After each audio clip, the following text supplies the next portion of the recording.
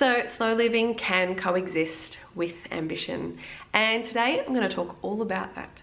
This is the final episode of season 2 of the How to Live Slow YouTube channel. My name's Rochelle, and this channel is dedicated to mums seeking an antidote to the overwhelm of the mental load that comes with being a modern mum.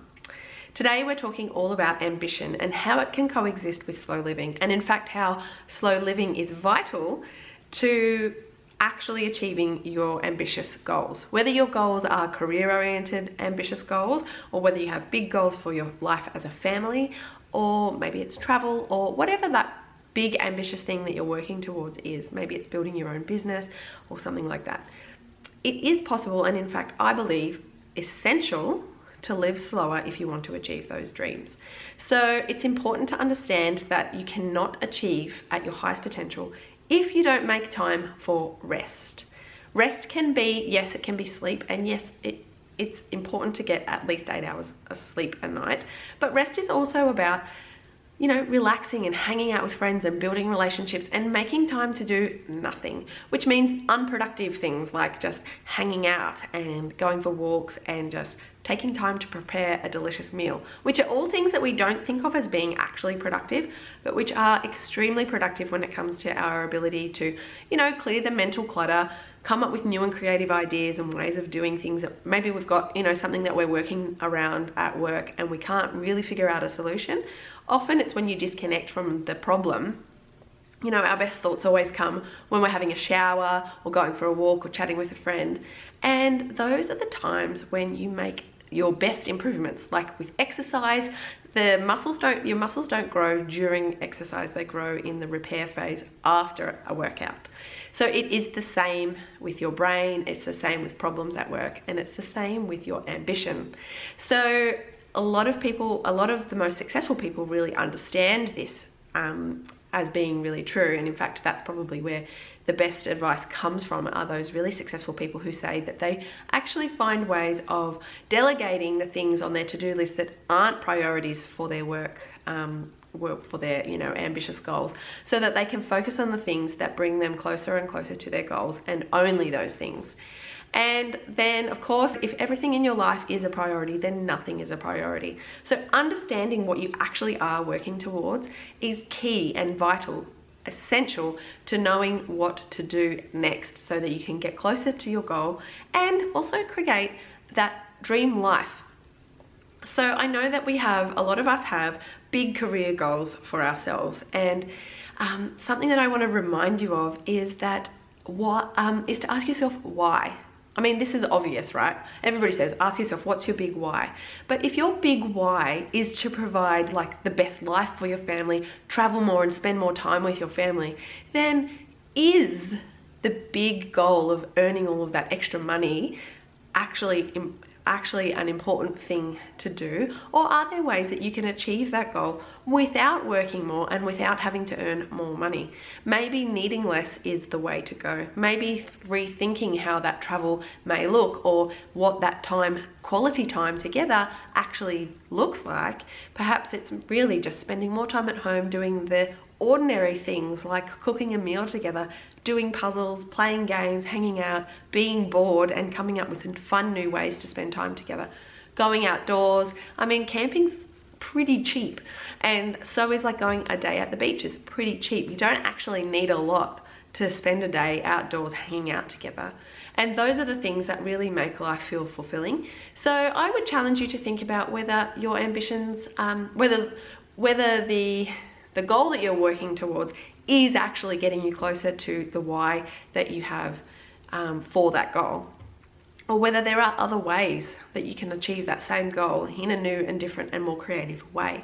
It's just something to think about. So it's something else to remember is that your life is long. You have who knows how many years ahead of you. So if you're feeling like you're hustling and working towards a particular goal, and you've got that FOMO, that anxiety around, I have to get it done, I have to get there as fast as possible, slow down. Because you know what? Once you get there, you're only going to have another big, audacious goal to work towards. And you need to take the time to recognize what you've already achieved, and to also remember that you have so many years ahead of you to achieve your goals and to work towards your dreams. So especially for me, I know I sometimes struggle with this because I have young kids and I've been desperate to start growing my own business, but I've known that I want to be as available as possible for my kids when they're little and they're not at school yet. And so that's why when I had my first son, I stopped my life coaching business. I just focused on 1 or 2 days work a week. I was in the very fortunate position of my husband and I have a business where I was able to do that. Now my second son is almost 2, and this year I've committed to upping to an extra day. So I've got 3 days a week where I can do work. And you may know from my last video that I'm also launching a podcast in May. I'll also be launching a brand new website, and on that website I will have coaching packages available all around how to design a slower lifestyle, especially how you perceive and dream it to be for your family. So those coaching packages will be available on my website as well as of probably June.